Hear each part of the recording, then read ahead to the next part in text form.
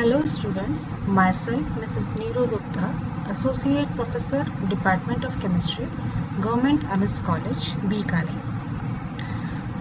आज हम BSc part third MGSU university के सिलेबस में फर्स्ट पेपर जो इनऑर्गेनिक केमिस्ट्री का होता है उसकी फर्स्ट यूनिट का जो फर्स्ट चैप्टर है metal ligand bonding in transition metal complexes, उसके एक टॉपिक के बारे में चर्चा करने जा रहे हैं।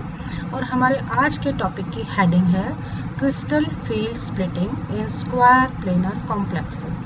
वर्ग समतलीय संकुलों में क्रिस्टल क्षेत्र विपाटन किस प्रकार होता है। इससे पूर्व की कक्षाओं में हम ऑक्टाहेड्रल कॉम्प्लेक्सेस में और टेट्राहेड्रल कॉम्प्लेक्सेस में क्रिस्टल फील्ड स्प्लिटिंग पढ़ चुके हैं। साथ ही हम ऑक्टाहेड्रल और टेट्राहेड्रल कॉम्प्लेक्सेस में CFSE यानी कि क्रिस्टल क्षेत्र स्थायीकरण ऊर्जा किस तरह से कैलकुलेट की जाती है, उसकी गणना किस तरह से की जाती है, ये भी हम पूर्व की कक्षाओं में पढ़ चुके हैं।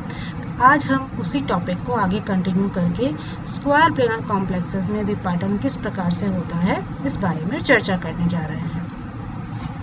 हमारा टॉपिक स्टार्ट होता है जहां हमने पिछले टॉपिक को एंड किया था, द प्रोसेस ऑफ इलोंगेशन।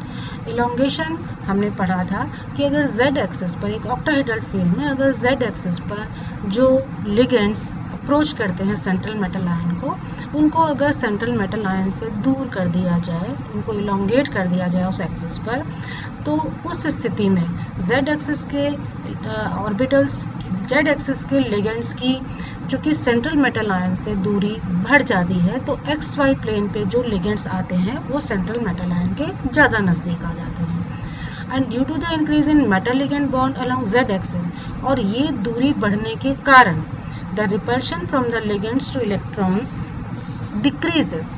ये दूरी बढ़ने से जो dz स्क्वायर के इलेक्ट्रॉन्स हैं उनका लिगेंड्स z एक्सिस के लिगेंड्स के साथ जो फोर्स ऑफ रिपल्शन है, जो प्रतिकर्षण बल है, वो घट जाता है और उनकी ऊर्जा में कमी आ जाती है।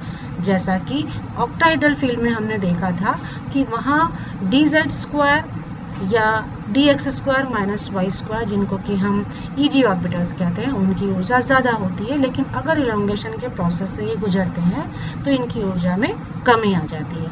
And at the same time the metal bond along x and y axis are shortened.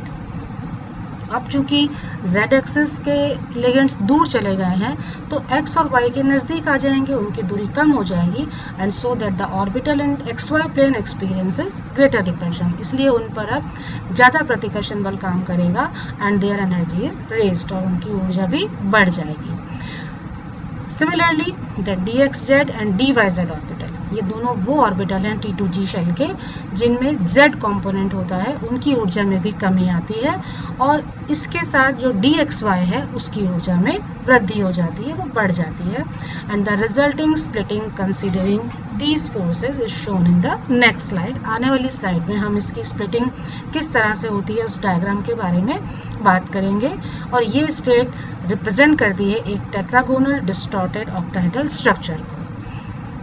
Square planar complex बनने के लिए एक कंडीशन ये है कि अगर z एक्सिस पर आने वाले लिगेंड्स को कम्प्लीटली रिमूव कर दिया जाए तो स्क्वायर प्लेनर कॉम्प्लेक्स हमें प्राप्त होता है। लेकिन ये तीसरा स्टेप है और आने वाली स्लाइड से हम इसे और क्लियर कर सकते हैं। इसमें आप देखिए क्रिस्टल फील्ड स्प्लिटिंग पहले ऑक्टाहेड्रल की है, फिर टेट्रागोनल की है और फिर स्क्वायर प्लेनर कॉम्प्लेक्सेस की है। टेट्राहेड्रल फील्ड, ऑक्टाहेड्रल फील्ड में T2G और EG ये स्प्लिटिंग हम पढ़ चुके हैं। एवरेज एनर्जी लेवल से T2G यानी कि dxy, dyz और dxz ऑर्बिटल्स होते हैं। EG ऑर्बिटल्स में dz स्क्वायर और dx square minus Y square orbitals होते हैं। और इनमें कंपैरेटिव, चूँकि हमने भी फोर्सेस की बात की है कि जिन ऑर्बिटल्स में z कंपोनेंट होता है वो एवरेज एनर्जी लेवल से नीचे है, यानी कि dyz, dxz और dz square average energy level से नीचे हैं, और जिन ऑर्बिटल्स में z कंपोनेंट नहीं है वे एवरेज एनर्जी लेवल से ऊपर है, यानी कि dxy और dx square minus Y square average energy level से, औसत ऊर्जा स्तर से ऊपर है। ये डिस्टॉर्टेड टेट्रागोनल स्ट्रक्चर को स्क्वायर प्लेनर में बदलने के लिए हमने पिछली स्लाइड में एक कंडीशन पढ़ी है कि यदि हम z कंपोनेंट वाले ऑर्बिटल्स को टोटली रिमूव कर दें तो उस स्थिति में बनने वाला स्ट्रक्चर स्क्वायर प्लेनर कॉम्प्लेक्स का होता है, जो आने वाली स्लाइड में हमें और अच्छे से क्लियर हो जाएगा। इसमें आप देखिए ये तीन डायग्राम्स हमने यहाँ पर रखे हैं, जिनमें पहला जो स्ट्रक्चर है वो है ऑक्टाहेड्रल ज्योमेट्री का।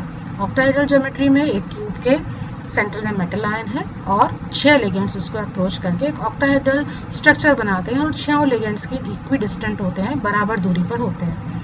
लेकिन जहाँ सेकेंड स्ट्रक्चर में देखिए, जहाँ हमने इलोंगेशन का प्रोसेस फॉलो किया है और उस स्थिति में जेड एक्सिस के लिगेंड्स सेंट्रल मेटल आयन से थोड़ा दूर चले गए हैं, तो एक ऑक्टाहेड्रल ज्योमेट्री डिस्टॉर्ट होकर टेट्रागोनल में कन्वर्ट हो गई है। और यदि हम फाइनली दोनों लिगेंड्स को रिमूव कर देते हैं तो हमारे पास एक स्क्वायर प्लेनर ज्योमेट्री आती है, और जो रिमूव होने वाले लिगेंड्स हैं वो दोनों ट्रांस लिगेंड्स होते हैं। So it has been observe that in square planar complex the energy of dz square orbitals fall even below the dxy orbital, and the change of an octahedral complex to tetragonal distorted octahedron and finally to square planar complex is shown in these figures. And tetragonal structure can be obtained in two ways: by pulling apart transligands from the metal ion or by bringing the transligand closer to the metal ion. दोनों तरह से हम प्राप्त कर सकते हैं। बहुत clear सी चीज़ है कि या तो ट्रांसलिगेंड को उससे दूर ले जाया जाए और या ट्रांसलिगेंड को उनके बिल्कुल नज़दीक ले जाया जाए।